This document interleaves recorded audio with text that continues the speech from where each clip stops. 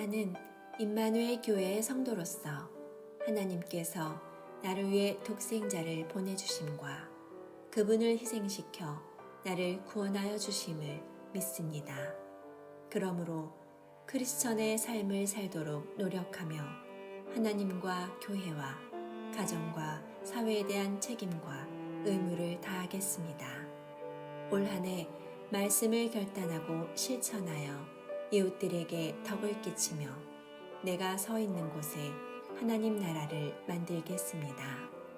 어떠한 시련이 다가와도 홍해를 가르시고 불기둥과 구름기둥으로 지켜주신 신실하신 하나님을 신뢰하며 절대 포기하거나 주저앉지 않겠습니다.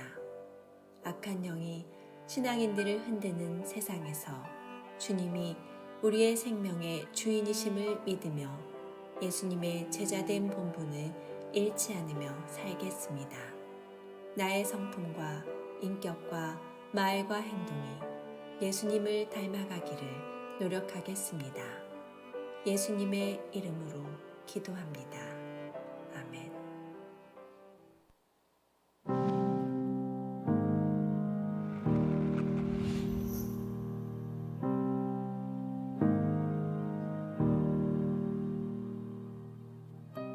예수님은 우리에게 말씀으로 다가오십니다. 그래서 말씀이 내 삶에 어떻게 적용이 됐냐, 내가 눈으로 보는 말씀, 귀로 듣는 말씀이 내 삶에 어떻게 적용이 되는가를 보면 예수님이 여러분들의 삶에 끼치는 영향력도 알 수가 있는 것입니다. 예수님은 어떤 분이신가요? 우리의 어려움, 그 어려움을 그냥 지나치시는 분이 아니시라는 거죠.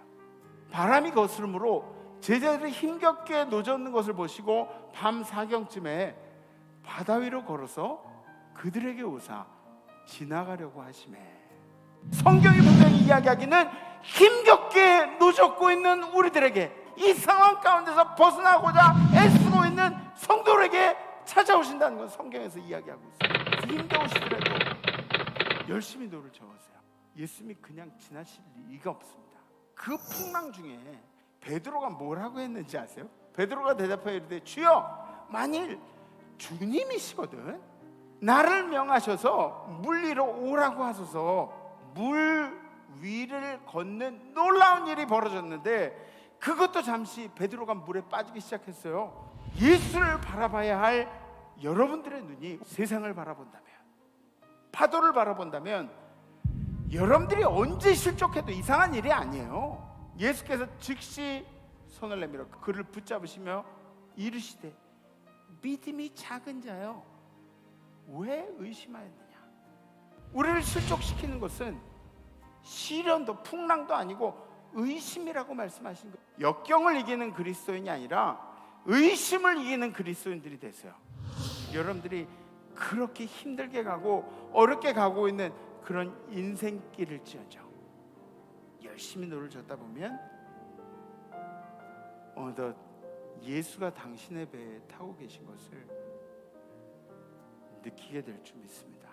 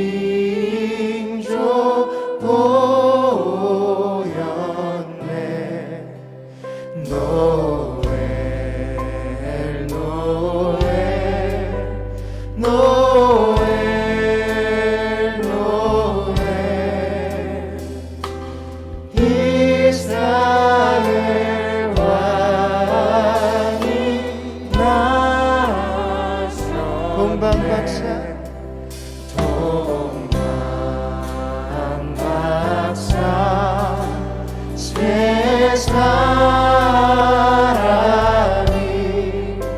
새 하늘 보고 절하고 그 보배하 다 열어서 세 가지의 물들였네. 노에 노에 노에 노에 이스라엘 왕이 나셨네.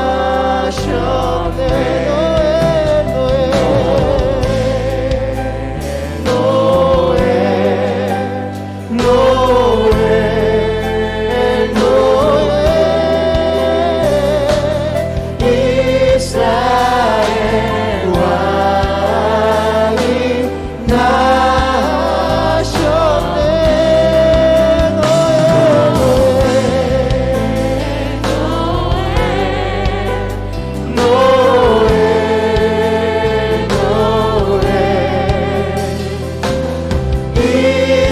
이스라엘 왕이 나셨네.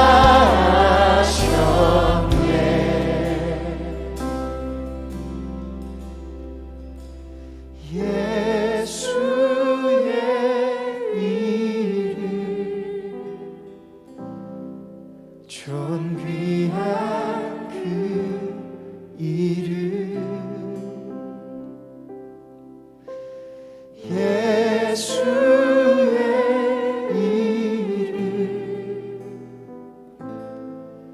능력의 그 이름.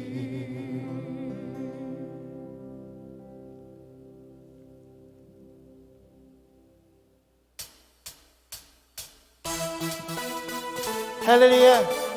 이 땅에 오신 우리 구주 예수님을 찬양합시다. 이 시간 우리 가장 기쁜 소리로 찬양하기 원합니다.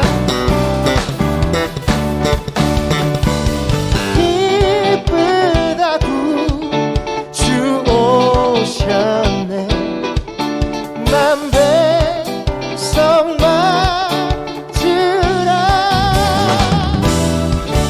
온 교회여 다 일어나 다 찬양하여라. 다 찬양하여라. 다 찬양하여라.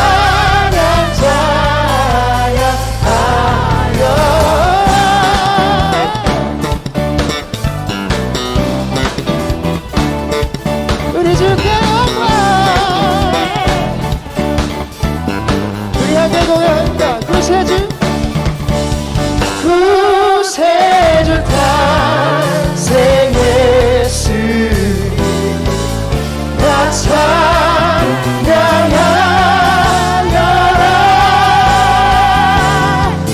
이 세상에 만물들아 나와 같아여라. 나와 같아여라. 나와 같아여라. 할렐루야. 이 땅에 나신 주님을 찬양합니다. 이제 우리 목소리로 고백합니다. 은혜와 진리 되신 주 다 주관하시니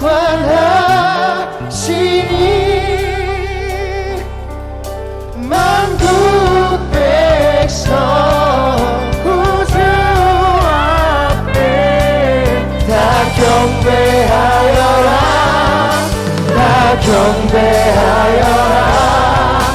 다 경배하여 만국 백성 만국 백성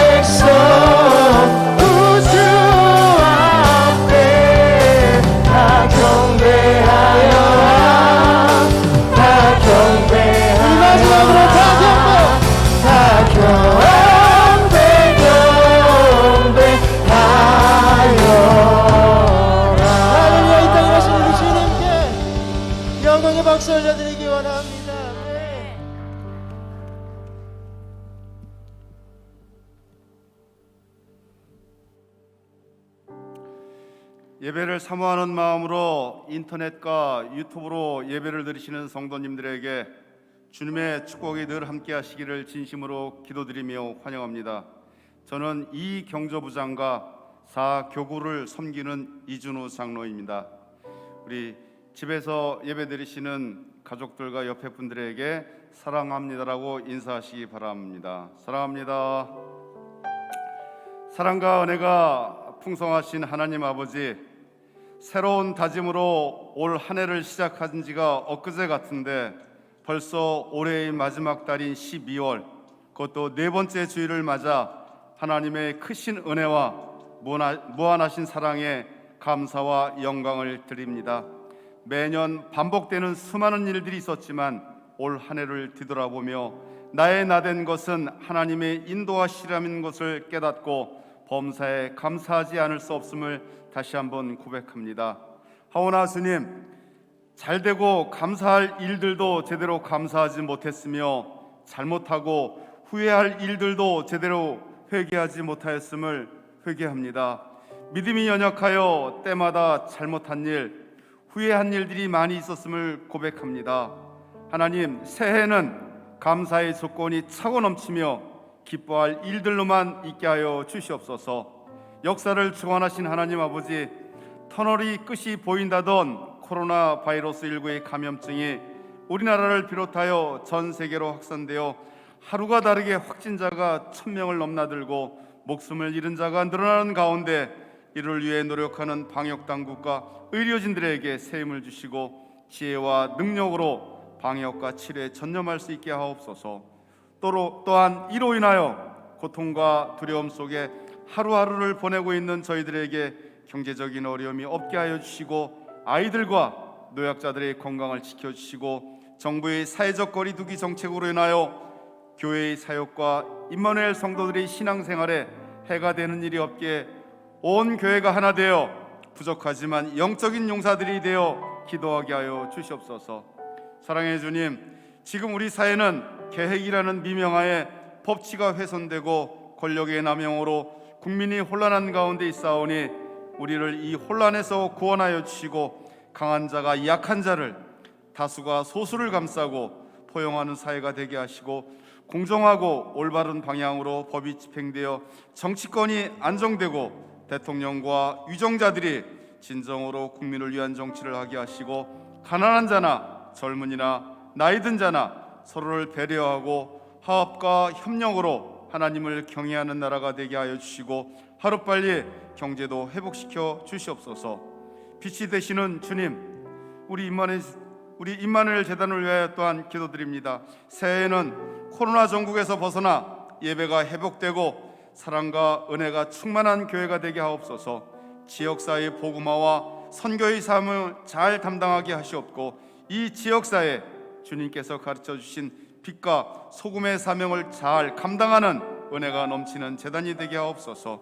저희 임마누엘 재단에는 수정유치원, 교회학교, 전인학교, 중고등부, 청장년부, 남녀 선교회가 있습니다. 서로 협력하여 선을 이루게 하시고 하나님 나라 확장에 더욱 헌신할 수 있도록 인도하여 주시옵소서. 지금도 세계 각지에서 하나님 나라 확장을 위해 수고하시는 선교사님들을 위해 축복하시고 코로나로부터도 보호하여 주시고 건강과 경제적인 어려움 겪지 않도록 눈동자와 같이 보호하시며 선교사님이 자녀들도 축복하여 주시옵소서. 또한 원로 목사님과 사모님의 건강도 지켜주시고 더 많은 사역도 감당하게 하여 주시옵소서. 오늘도 주님의 말씀을 대언하시는 담임 목사님께 성령의 능력으로 붙들어 주시고 영육권에 강건케 하시고 성령의 능력이 임하시어 말씀을 통하여 저희들에게 새 하늘과 새 땅을 바라보는 신령한 은혜와 세상을 넉넉히 이겨나갈 새 힘을 주시옵소서. 또한 성탄절을 기다리는 새로운 한 주가 되게 하시며 주님과 동행하는 우리 심령 속에 하나님의 나라가 온전히 임하게 하여 주시옵소서. 우리를 구원하여 주시는 주님, 언제나 보이지 않는 곳에서 봉사하는 손길들이 있습니다. 주님의 은혜를 더하여 주시고 기쁨이 충만하게 하시고 그들의 가정과 직장과 사업장에 어려움이 없게 하여 주시옵소서. 어려운 가운데 섬기며 봉사하는 이들에게 기쁨과 찬양이 넘치는 연말이 되게 하여 주시고 우리 가족 중 아픈 몸으로 연말을 보내며 새해를 맞는 이들에게도 큰 축복을 내려 주시옵소서. 하루빨리 건강이 회복되게 하시고 오늘 예배에 함께하지 못한 성도들도 어디서나 피곤치 않은 생활이 되게 하시고 주님만을 향하여 나아가게 하여 주시옵소서. 이 모든 것이 감사의 조건이 되게 하시며 예수님의 이름으로 감사하며 기도드렸습니다. 아멘.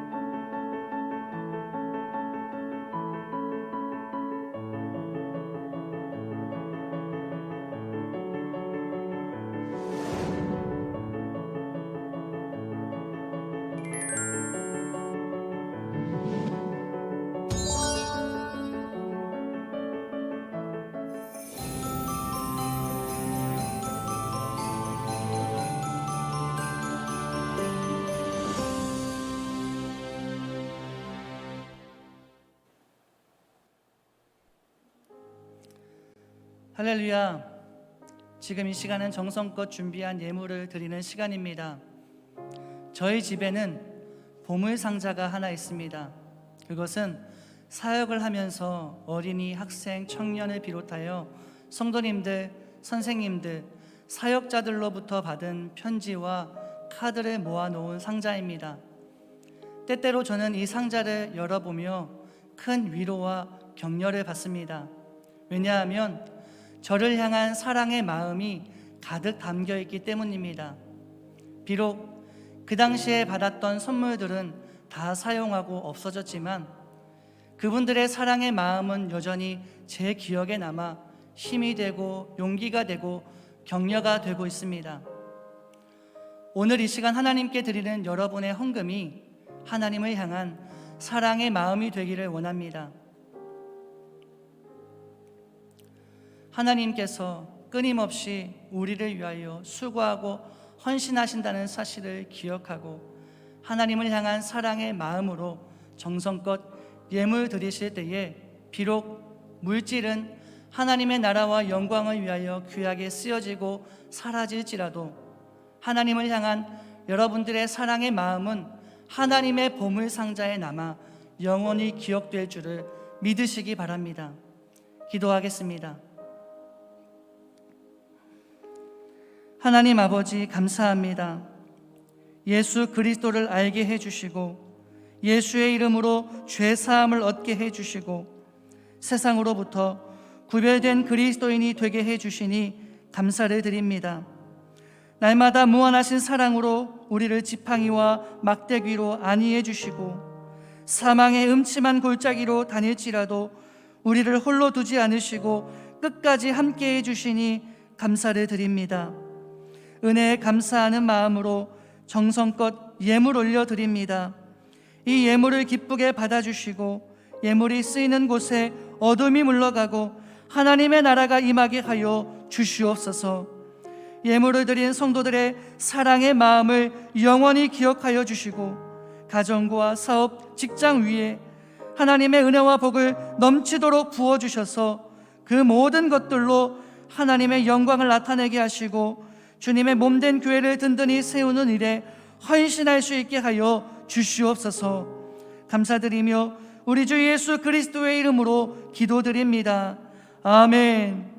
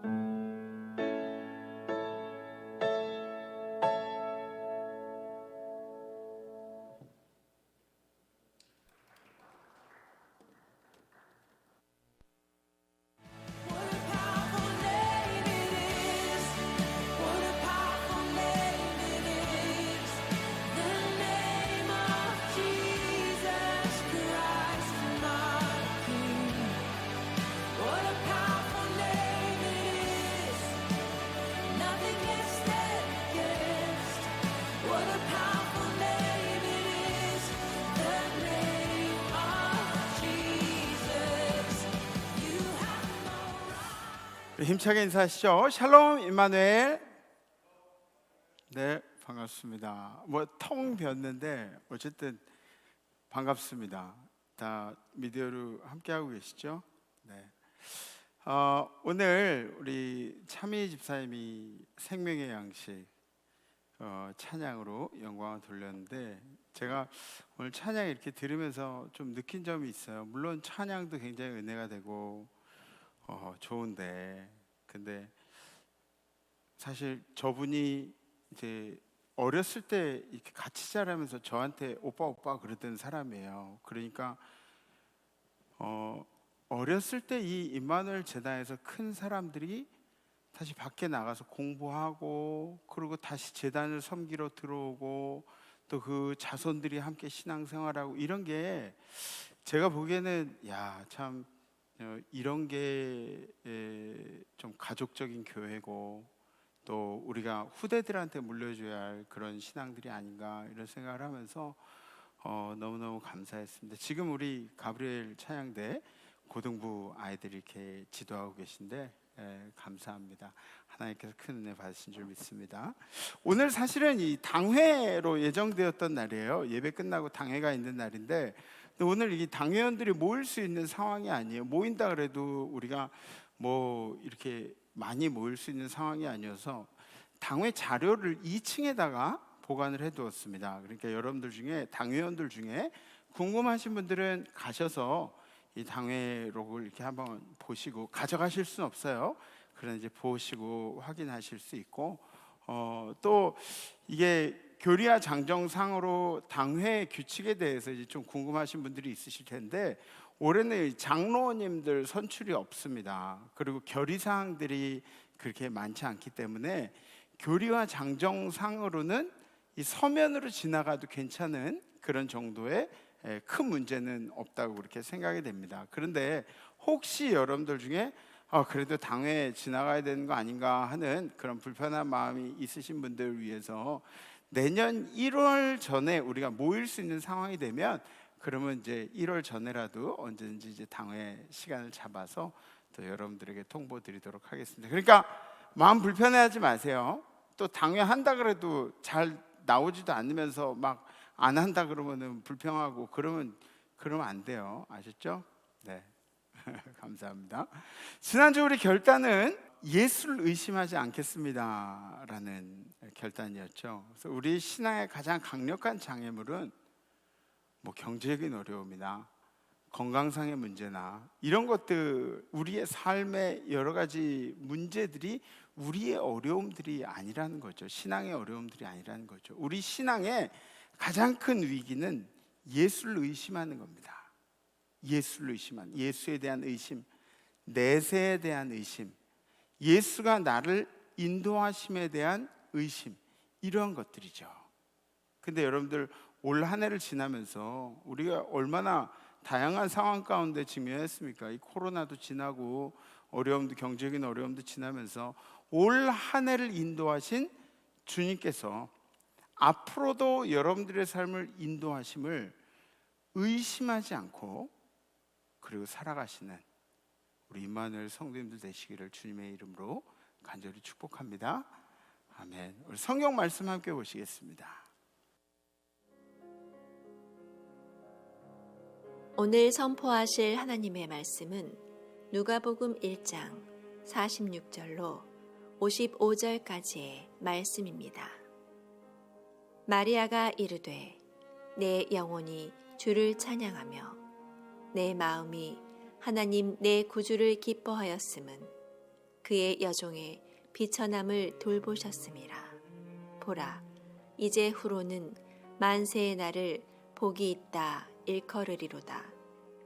능하신 이가 큰 일을 내게 행하셨으니 그 이름이 거룩하시며 긍휼하심이 두려워하는 자에게 대대로 이르는도다.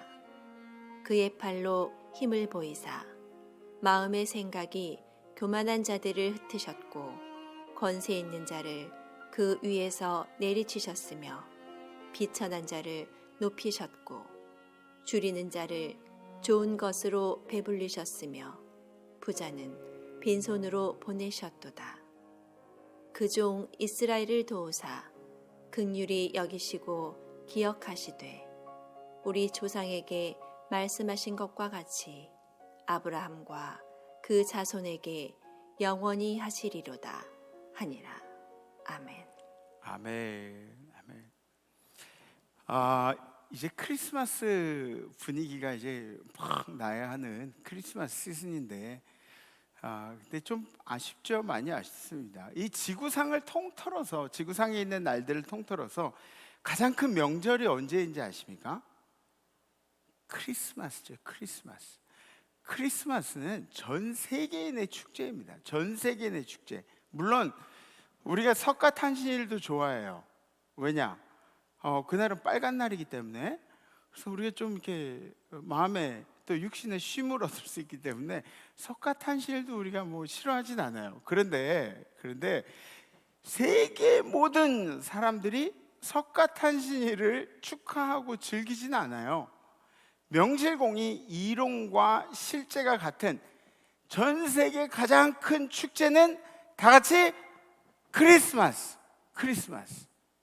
올해는 코로나라는 이 특수한 상황 때문에 크리스마스가 좀 이렇게 가라앉은 분위기에서 가는 건 사실이지만 어쩌면 세상이 우리에게 이야기해 주는 것 같아요. 세상이 크리스마스를 자기 마음대로 보내는, 막 비윤리적으로 또 타락하게 보내는, 막 흥청망청 술고래 막 곤드레 만드레 막 이렇게 보내는 그런 크리스마스가 되어야 하는 것이 아니라 진심으로 크리스마스를 예수님이 나심을 감사하는 크리스마스로 보내라는 코로나를 통한 가르침이라고도 할 수 있는 것이죠. 그래서 크리스마스, 예수의 탄생에 우리가 의미를 부여해서 여러 각도로 생각해보고 은혜를 나누고자 하는데, 오늘 이 시간이 바로 그 은혜의 시간이 되기를 간절히 소망해 봅니다. 오늘 누가복음에는 마리아가 하나님을 찬양하는 그런 모습이 나옵니다. 우리는 이 신학자들도 그렇고 우리가 이 모습을, 이 마리아가 하나님을 찬양하는 모습을 뭐라고 부르냐면 마리아 찬가라고 그렇게 부릅니다. 그런데 이 찬양을 보면 주님께서 마리아를 돌보셨다는 감사함의 찬양인데, 그런데 주님이 마리아를 어떻게 돌보셨냐?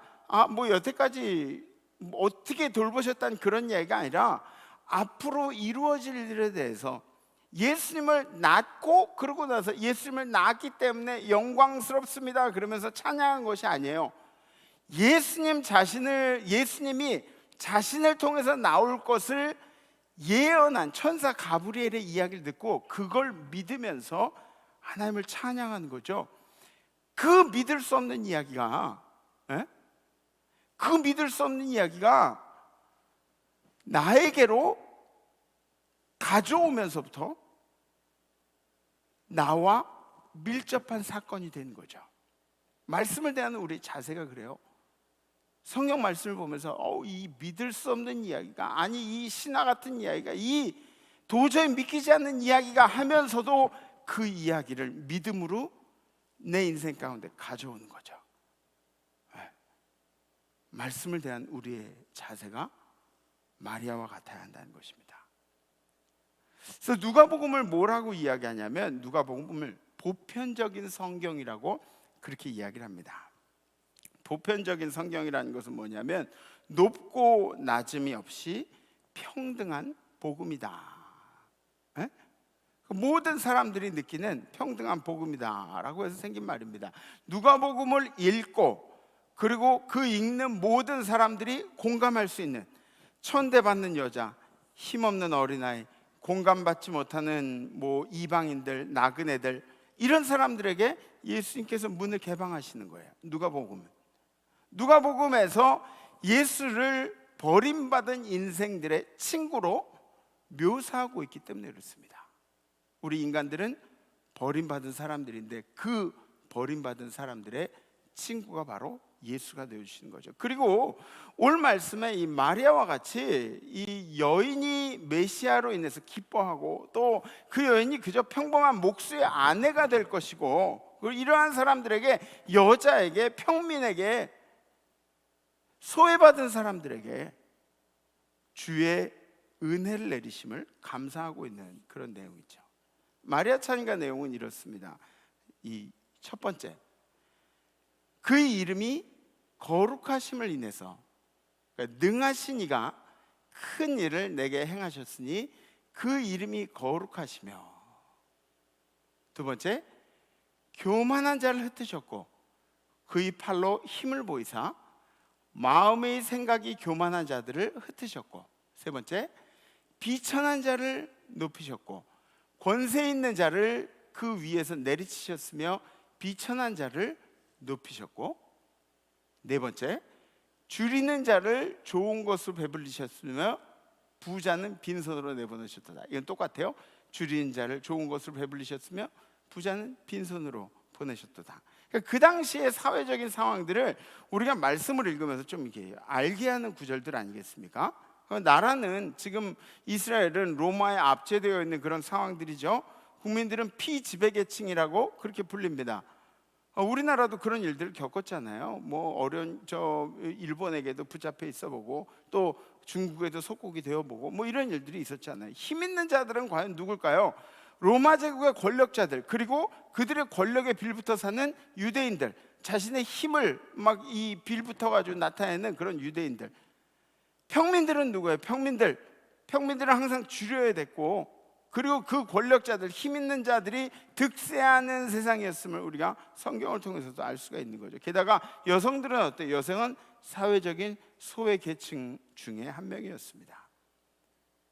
만약에 이 마리아 찬가를 부르는 마리아가 그 힘을 휘두르는 사람들 중에 한 명이라도 그 마리아의 노래를 듣고 좀 이렇게 나쁜 마음을 품기라도 했으면은, 그럼 마리아의 운명이 어떻게 되는 걸까요? 마리아는 살 수가 없는 거죠. 이러한 상황 가운데도 마리아가 하나님의 은혜를 찬양할 수 있었던 것은 무엇이냐? 마리아가 가지고 있는 믿음의 확신 때문이었습니다. 이 상황들 가운데도 마리아를 자유롭게 했던 것도, 그리고 이 어려운 상황 가운데 마리아 안에 두려워하지 않고 주님을 경배하게 했던 것도 믿음 때문이었다는 거죠. 믿음. 우리들을 자유케 하는 것은 우리의 상황이 아니에요. 우리의 상황이 좀 좋아지고 편해지고 이런 것들이 우리를 자유롭게 하는 게 아니에요. 우리가 뭐 공산국가에 있고 민주주의에 있고 그래서 우리를 자유롭게 하는 것이 아닙니다. 우리의 상황이 아무리 절박하다고 해도, 아무리 갇혀 있다고 해도 복음이 우리를 자유롭게 하는 것이고, 그리고 예수가 우리를 자유롭게 하는 것입니다. 로마가 세계를 지배할 때만, 그때만 피지배계층이 있었던 것이 아니에요. 요즘에도 피지배계층이라는 것이 있는 것 혹시 아십니까? 예전에는 다른 사람들에게 이제 억압받는, 인권이 질발해야 뭐 나라를 잃어버려야, 그래야 피지배계층이라고 그렇게 이야기를 하는데, 지금은 우리를 괴롭히는 또 다른 단어가 이 피지배계층이란 단어와 맞물려서 쓰여지고 있습니다. 그것이 뭐냐면 차별이란 단어예요. 차별당하는 사람들이 지금 이 현 시대에 피지배계층이라고 불리게 되는 거죠. 근데 참 아이러니한 게 그런 거예요. 민주주의는 경쟁을 통해서 자기가 원하는 것들을 쟁취하게끔 되어 있습니다. 그러니까 민주주의는 어쩔 수 없이 비교당해야 되는 게, 경쟁이라는 것이 비교되는 거니까 경쟁을 통해서 자기의 존재 가치를 알리고, 경쟁이 싫으면 경쟁을 안 하면 되잖아요. 이렇게 얘기할지 모르겠지만, 경쟁을 안 하고 살고 싶다고 정말 경쟁 안 하고 살 수 있습니까? 민주주의는 그렇게 되질 않아요. 우리는 어떤 차별 속에서 살아가고 있느냐, 우리가 아는 단어들을 이렇게 살펴보면 거기에 영어 단어에도 그래요. 뭐뭐ism 그리고 sm자를 붙이면은, 그러면은 무슨 주의라고 해가지고 그 단어에 대한 그 뜻에 대한 아주 좀 깊은 특별한 가치를 거기다 부여하는 거죠. 그러므로 인해서 이것과 별개인 것들을 차별하는 그런 무슨 주의라는 단어가 됩니다. 예를 들어서 이런 거예요. racism 그러면은 뭐 민족주의, 인종주의 이렇게 이야기하지만 사실은 이거는 어떤 차별에서 나온 거예요? 피부가 조금 더 어두운 사람들, 또 문명이 조금 더 덜 올라온 그런 나라들, 이런 나라들에서 이런 사람들이 겪는 그런 차별의 아픔이니까 인종차별주의라는, 민족차별주의라는 것이 맞습니다. racism. 그리고 classism. classism 뭐예요? 클래시즘 뭐 계층 차별주의예요. 그러니까 나랑 회사의 직급이 다른 사람들, 그런 사람들, 그리고 나랑 돈벌이 수준이 다른 사람들, 뭐 이런 계층들의 차별주의가 되는 거죠. 섹시즘 그런 거는 뭐라고 이야기하냐면 뭐 성별 차별주의 이렇게 이야기하겠지만 사실은 이거를 주장하는 사람들은 누구냐면 힘이 없다고 생각하는 여자들이 이제 주장하는 거죠. 그러니까 이거는 뭐 페미니즘이라는 단어랑 항상 같이 가는 그런 단어가 되겠죠. 뭐 에이지즘 이런 것도 있어요. 나이 많은 노인들 차별한다 그래서 노인 차별주의. 그래서 무슨 단어 뒤에 무슨 주의를 넣으면 여러분들이 가치 있게 생각하는 일들에 대한 편견을 가질 수밖에 없다는 거죠. 그런 단어들이 되어버린다는 겁니다. 그리고 그러한 일들이 지금 우리 사회에는 그대로 반영이 되고 있습니다. 제가 몇 가지 예를 들어볼게요. 첫 번째는 이 세상에 빈부의 차별이 있다는 겁니다. 그래서 사람들은 서로 연봉을 가지고 자기가 잘 나가고 못 나가고를 판단해요. 무슨 차를 타고 다니는지, 나는 뭐 이번엔 독일 차가 지겨워가지고 다른 나라 차로 바꿨어. 뭐 어디 사는지, 그 사람이 왜 그런 판단의 기준이 사람들에게 먹여졌는지 그걸 잘 모르겠어요. 무슨 일을 하기 때문에 귀하고 무슨 일을 하기 때문에 비천하고 이런 것들이 우리 사회에 팽배해 있다는 거죠. 여러분들 외국인 노동자를 이렇게 보면은 외국인 노동자는 돈 많이 버는 사람들은 외국인 노동자라고 안 해요. 외국인 노동자는 우리나라에 들어와 가지고 이 3D 업종도 하고 어려운 일들 도맡아서 하는 그런 사람들을 우리가 외국인 노동자라고 불러요. 뭐 박할린이나 로버트 할리 이런 사람들을 외국인 노동자라고 누가 그래요? 요새는 외국인들도 많이 나오는 프로그램 그거 뭐죠? 뭐 비정상회담 그런 거에 나온 외국인들, 그런 사람들 누가 외국인 노동자라 그래요? 그렇게 얘기하지 않습니다. 어려운 일을 하는 이 경제적인 수준이 나는 사람들을 외국인 노동자라고 그렇게 이야기를 하는 거예요. 이런 차별들이 있다는 거죠.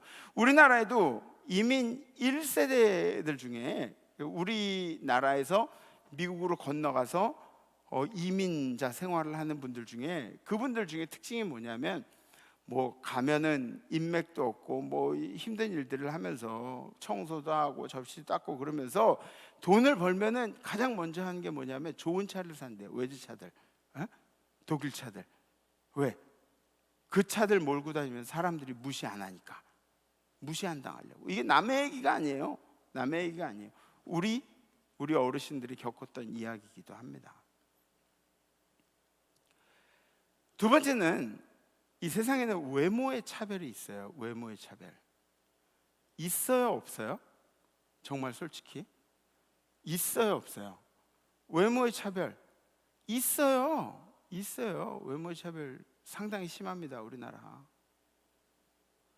어떤 아버지는 딸이 자기 닮았다고 미안하다고 뭐 술만 마시면 딸 침대에 와가지고 그런데요, 딸아 미안하다, 딸아 미안하다고 막 운대요. 제가 신학생 시절에도 저희 딸도 저를 닮았는데 그래서 제가 우리 딸한테 욕을 많이 이렇게 먹고 그러긴 했어요. 아빠는 왜 나를 이렇게 낳냐고. 엄마를 닮아야 그거에 네가 엄마 닮게 나와야지. 어쨌든 제가 신학생 때 얘기해요. 신학생 때 학교 주변에 있는 우동집에 가서 우동을 먹는데 사장님이 그러시더라고요. 신학생은 할인해 주신대요. 그래서 제가 사장님한테 그랬어요. 사장님 저 신학생인데요. 그랬더니 사장님이 아니래요. 제 외모를 보고 신학생이 아니라 그러는 거예요. 신학생 맞아요. 신학생이 아니래요. 외모를 보고 판단하는 일이 세상에 얼마나 많은지 몰라요. 쓰린 상처. 태어나면서부터 이쁘게 태어나서 자랑하는 그런 사람들도 있지만, 뭐 이쁘게 태어나기 싫어가지고 이쁘게 태어나지 않냐고요. 뭐 이쁘게 태어나서 자랑하는 것들 저주스러워. 진짜 저주스러워. 날씬한 것들 중에는 그런 얘기하는 사람들도 있어요. 뭐 자기는 아무리 많이 먹어도 살이 안 찐대. 야, 그러면 그게 몸이 잘못되고 그게 저주지. 많이 먹으면 살이 안 찌는 게 저주지, 많이 먹는다고 살찌는 게 저주냐? 진짜 외모 때문에 우리가 살을 빼고 싶다 그래가지고 사람 마음대로 뺄 수 있는 거냐? 그것도 아니에요. 그리고 우리 이력서를 내보면 알겠지만, 이력서를 이렇게 보는 그런 판단하는 사람들도 이력서를 보고 외모를 위주로 그렇게 이력서를 보는 그런 경우들도 있습니다. 이게 현실이에요. 세 번째, 세상에는 학연, 지연, 혈연의 차별이 있습니다. 되게 말도 안 되는 얘기인데 그런데요. 25일 성탄절을 고대합니다. 그리고 얘기하면 옆에 있다가 전 25일 성탄절을 연대합니다. 그런데요, 이게 말인지 방구인지 잘 모르겠어요.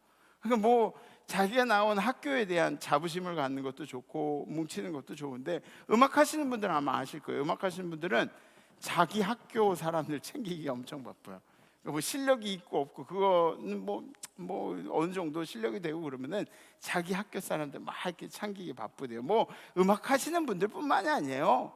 저희 동서가 교수로 지금 계신데, 저희 동서도 교수 시험을 이렇게 볼 때 자기네 학교 출신들 이렇게 끌어주는데 굉장히 이렇게 바쁘대요. 어느 학교 나왔는지. 그거에 따라서 막 사람 됨됨이가 바뀌는 그런 사회가 되어버리고 만 거예요. 공부를 잘하는 애들이 사람 됨됨이가 좋은 것처럼 그렇게 생각하는 그런 사회가 된 거예요. 그렇게 되지 말아야 하는데, 지연은 어떻습니까? 이 대한민국이 갈라진 이유 중에 하나도 지연 때문이 아닙니까? 이 나라가 좌우로 갈린 건 왜 그렇습니까? 남북으로 갈린 거라 그러지만 좌우로 갈린 건 왜 갈렸나요? 이 나라가 지연 때문에 갈라진 거 아닙니까? 혈연도 무시 못하죠. 혈연도 자기의 핏줄이라고, 그리고 자기랑 연관성 있다고. 저는 제 친구랑 얘기하면서 제일 기분 나빴던 게 그거예요. 저는 공주김씨인데 그 친구는 김해김씨래요. 그리고 김해김씨가 양반김씨래요. 그래서 그럼 우리는 양반김씨 아니고 자기네만 양반김씨라는 거예요. 나도 잘 모르겠어요. 우리 공주김씨가 진짜 양반김씨인지 잘 모르겠는데, 어쨌든 간에 김해김씨만 양반, 김해김씨 분들 반성하세요. 우리 집사람도 그래요. 밀양박씨, 밀양박씨는 무슨 파에 박모시기 파에 18대선 28대선 막 그러면서 그렇더라고요.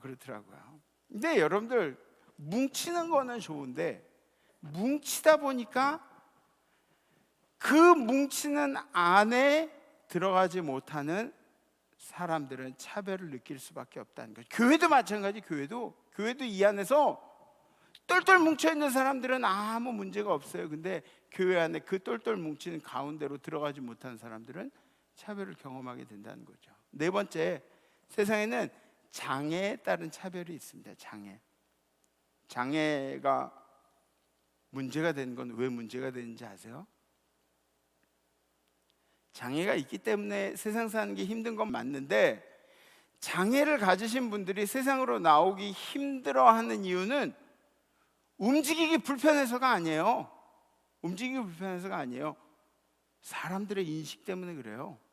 아이고 어떻게 그러다가 이런 인식들이 아니라, 여러분들이 도와주고 싶은 의사들이 있으면 물어보고 도와주고 당당하게, 그리고 혼자 할 수 있는 일 같으면 좀 같이 지켜봐주고, 그리고 다섯 번째, 모든 차별에는 역차별이 반드시 있습니다.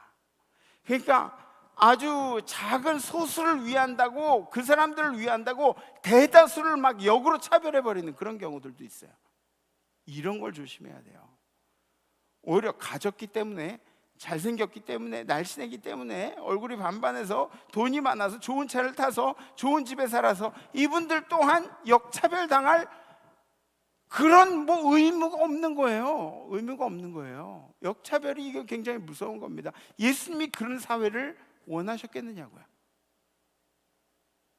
예수님이 원하신 사회가 아니에요. 그것은. 여섯 번째, 그렇기 때문에 교회만큼은 차별로 인해 답답해하는 사람들을 위한 공간을 남겨두어야 한다는 것이죠. 희한하죠? 뚱뚱한 사람은 자기보다 조금 더 뚱뚱한 사람을 비난해요. 못생긴 사람은 자기보다 조금 더 못생긴 사람을 비난하고, 돈을 자랑하는 사람은 자기보다 조금 덜 가진 사람들을 비난하게 돼 있습니다. 희한하죠? 사람들은 자기보다 잘난 사람들한테 부드러워져요. 그리고 약한 사람들에게는 강해지게 돼 있어요. 희한합니다. 이게 반대로 되면 얼마나 멋있는 사람이에요. 반대로 되면. 우리 임마누엘 성도님들은 반대로 살아가세요. 강한 자에게 강할 줄 알고, 그리고 약한 자에게 약할 줄 아는. 교회는 이 차별과의 싸움을 끝내면 안 됩니다. 계속해서 이 차별과의 싸움을 가지고 살아야 돼요. 아니, 적어도 교회에서만큼은 이러한 차별이 없어야겠습니다. 그 유일한 방법은 예수 그리스도께 집중하는 일이에요. 예수가, 만약에 이 땅에 예수가 차별을 만드시는 분이었다면, 아니 그 차별에 대해서 한마디라도 언급하시는 분이었다면 그럼 모르겠는데, 예수님은 어떤 분이셨냐면 이 차별을 없애기 위해서 이 땅에 오셨어요. 예수님이 우리들을 판단하고 사랑할 놈 못할 놈 이렇게 따지고 우리에게 예수님의 피를 나눠준 것이 아니라, 예수님은 우리 모두를 차별 없이 공평하게 사랑해 주셨기 때문에, 그래서 예수가 바로 해답이라는 거죠. 예수가, 다른 것이 해답이 될 수가 없습니다. 기독교의 가장 큰 가르침이 뭔지 아세요? 기독교의 가장 큰 가르침, 예수의 가장 큰 가르침, 자기 부인이에요. 그리고 섬김. 나를 부인할 줄 알고, 나를 희생할 줄 알고, 그리고 다른 사람들을 섬길 줄 아는 이타적인 삶이라는 거죠. 나를 낮출 수 있는 일, 그리고 누군가를 배려할 수 있는 일이 바로 그리스도인들의 장점이라는 거죠. 그런데 그리스도인들의 장점이 이건데, 그리스도인의 장점이 나타나지 않는 삶을 사는 사람들, 우리가 그리스도인으로서 한번 좀 생각해 봐야 하는 그런 일 아닌가요? 그리스도인이라면 이게 장점인데, 자기 부인하고 그리고 섬기는 일이 그리스도인의 장점인데, 여자들이 천대받는 그런 시대에 마리아가 하나님의 은혜를 찬양할 수 있도록 도와주는 그런 것이 바로 기독교인들이 한 일들이에요. 기독교인들이. 교회는 그 사회에서 뒤처진다고 해서 그 사람들이 소외받는 그런 것이 아닙니다. 교회는 학벌과 돈의 양과 미모의 기준과 이런 이 세상의 기준과는 다른 기준들이 여기 적용되어 있죠. 예수의 눈입니다. 예수의 눈. 크리스마스에 오신 우리 예수님을 찬양합니다. 그분은 우리가 어떤 사람인지, 또 어떤 일을 했든지, 어떤 죄를 지었든지 그런 것과는 상관없이 그냥 모두 다 공평하게 우리를 사랑해 주셨어요. 그래서 가장 커다란 선물인 이 구원이라는 선물, 끄트머리에 달린 이 부수적인 행복들, 돈, 건강, 이런 부수적인 행복들에 우리가 목숨을 걸지 않는 거예요. 구원이라는 어마어마한 것들을 누리게 되었으니까. 이번 주에는 우리의 차별을 없애기 위해서 이 땅에 오신 예수님이 오시는 주죠. 그 예수님께 진심으로 감사한 한 주가 되기를 주님의 이름으로 간절히 축복합니다. 아멘. 우리 함께 결단하겠습니다. 제가 여러 가지 그 차별에 대해서 말씀을 드렸잖아요. 이런 차별이 있고 저런 차별이 있고, 그 외에도 이 땅에 차별이 엄청나게 많이 있어요. 예를 들면 그런 차별도 있어요. 나이가 어리기 때문에 차별당하는 거. 나이가 어리기 때문에 차별당하는 거. 저는 우리 성도님들께 너무 감사한 게 우리 부목사님들이 대체적으로 이제 나이대들이 좀 연령층들이 어리세요. 근데 그 부목사님들한테 막대하지 않고 나이도 어린 목사님이 뭐 이런 식으로 얘기하지 않고 순종하고 그리고 함께하는 그런 모습들이 너무너무 은혜스러워요. 감사해요. 너무 감사해요. 근데 나이가 어리기 때문에 차별당하는 경우들도 있어요. 이게 왜 그러냐면 우리나라 사회가 유교 사상이 밑바탕에 깔려있기 때문이에요. 유교 사상. 또 말씀드리기는 싫지만 예수님이 이 땅에 있는 모든 사람들에게 공평하셨다면 예수님이 여러분들뿐만 아니라 우리 신앙인들뿐만 아니라 비신앙인들 그리고 예수님이 원치 않는 하나님이 원치 않는 길들을 가고 있는 그 사람들에게까지 예수님께서 피를 흘려주셨다면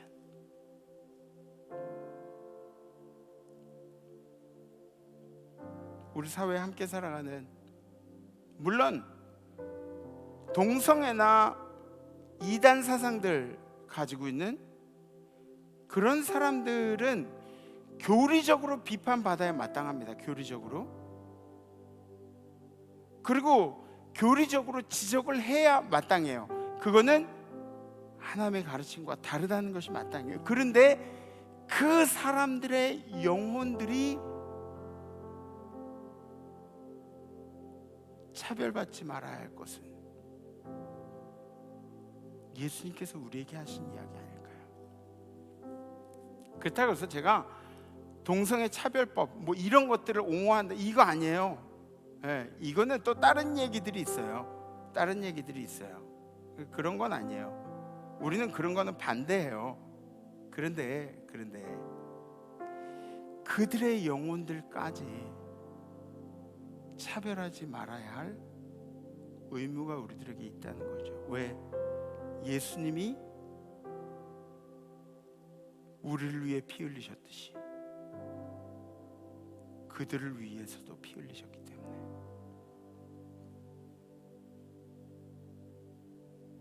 사실 이런 설교가 너무너무 힘든 것 같아요. 제 마음속에서는 부글부글 끓고 있는 이야기를 예수님의 눈으로 해야 되는 그런 설교니까 이번 한 주는 우리 예수님께 감사하는 한 주가 되었으면 좋겠습니다. 나 같은 놈을 구원하시기 위해서 이 땅에 오신 우리 주님.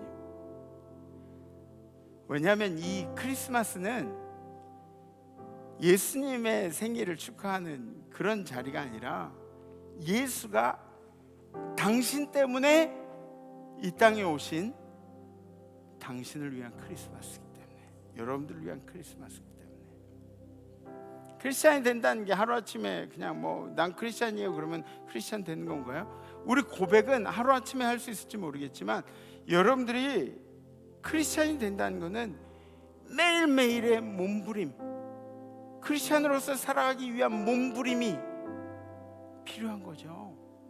그리스도가 내 안에 있다고 말만 막 신앙적으로 말 잘하는 게 그리스도가 내 안에 있는 건가요? 그리스도가 내 안에서 말을 하라고 시키든가요?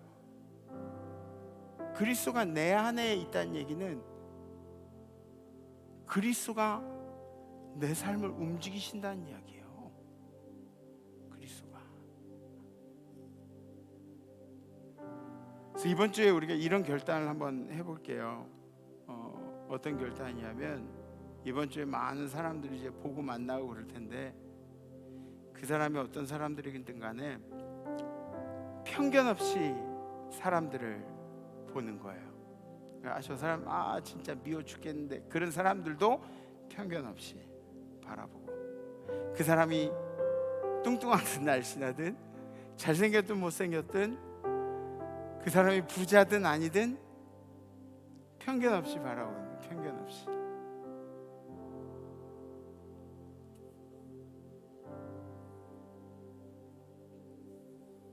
혹시 결단이 되신 분들은 가슴에 손을 얹으셨고 손을 들으셔주셨습니다. 뭐 그것뿐만 아니에요. 사실 여러분들의 부모님들 볼 때도 얼마나 편견 가지고 바라봐요. 여러분들의 자녀들 볼 때도 아 얘는 어떤 아이지 그러면서 편견 갖고 바라보는 이런 편견들 다 털어내고 그리고 사람을 볼 수 있다는 것. 이번 주 우리 결단입니다. 편견 없이 사람을 보겠다는 결단을 잘 실천할 수 있는 방법이 하나 있는데 그게 뭐냐면 그 사람의 입장에서 생각해 보는 거예요. 그 사람의 입장에서, 우리 아이의 입장에서, 우리 부모의 입장에서, 내 친구의 입장에서, 나와 마주하고 있는 나에게 막 화를 내는 사람의 입장에서. 그래요. 감사합니다. 우리 함께 찬양하시죠.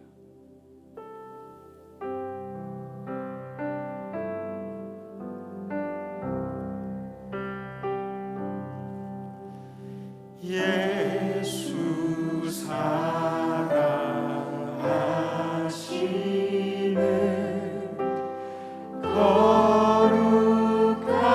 거룩하신 말일세 우리들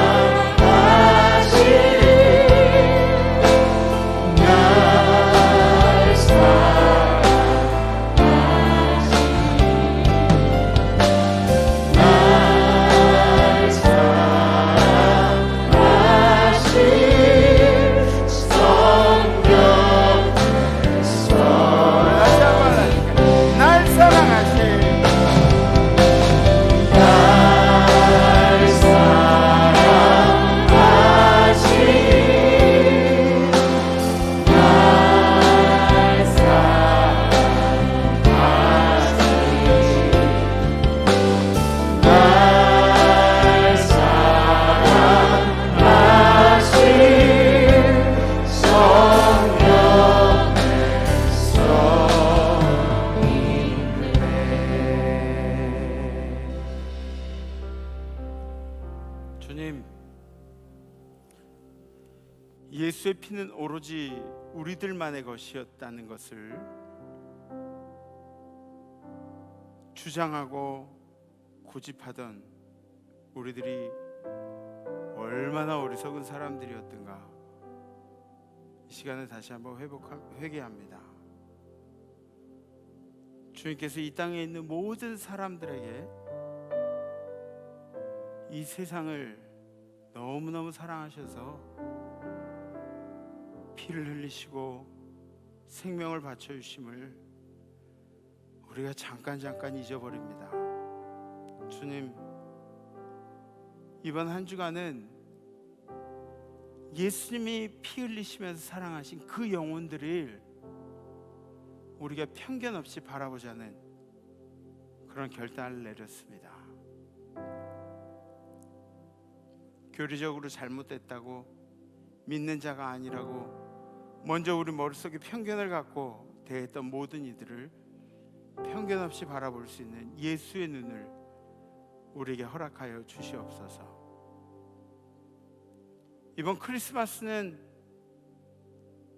좀 우울하게 깔아앉아서 이렇게 지나게 되는데, 그러나 우리의 입술을 닫고 우리의 눈을 감고 예수의 탄생의 진정한 의미를 깨닫는, 오히려 코로나가 우리에게 주는 선물을 깨달을 수 있도록 하나님 인도하여 주시옵소서. 이제는 우리를 위해 모든 것을 내어, 피 한 방울까지, 물 한 방울까지 모든 것을 내어주시기 위해서 이 땅에 내려오신 이 크리스마스에 우리에게 다가오신 예수 그리스도의 은혜와 그 아들까지 아낌없이 우리에게 허락하신 하나님 아버지의 무한하신 사랑하심과 우리로 하여금 예수의 눈으로 세상을 바라보고 사람을 보게 하신 성령님의 교통하심의 역사가 오늘 예배드리고 결단하는, 편견을 갖지 않겠다고 결단하는 우리 마늘 모든 성도들 가운데, 우리 성도의 가정 가운데, 우리 성도의 자녀들 가운데, 성도의 생업 가운데, 선교지에 우리 선교사님들과 선교사님들의 가정들, 선교지의 모든 백성들 가운데, 해외 나가 있는 성도들, 유학 중인 우리의 자녀들, 군에 가 있는 우리 아들 딸들 가운데, 그리고 지금도 아파하며 이 예배를 그리워하는 우리 환우들 가운데, 찬양하는 모든 천사들 가운데 이제로부터 영원토록 함께 하시기를 간절히 축원하옵나이다. 아멘, 아멘. 이번 한 주간 여러분들 편견 없이 사람 본 일 힘쓰시고, 그리고 이번 주에는 좀 레스 임마누엘 말고 메리 크리스마스로 마무리할까요? 다음 주에 뵙겠습니다. 메리 크리스마스.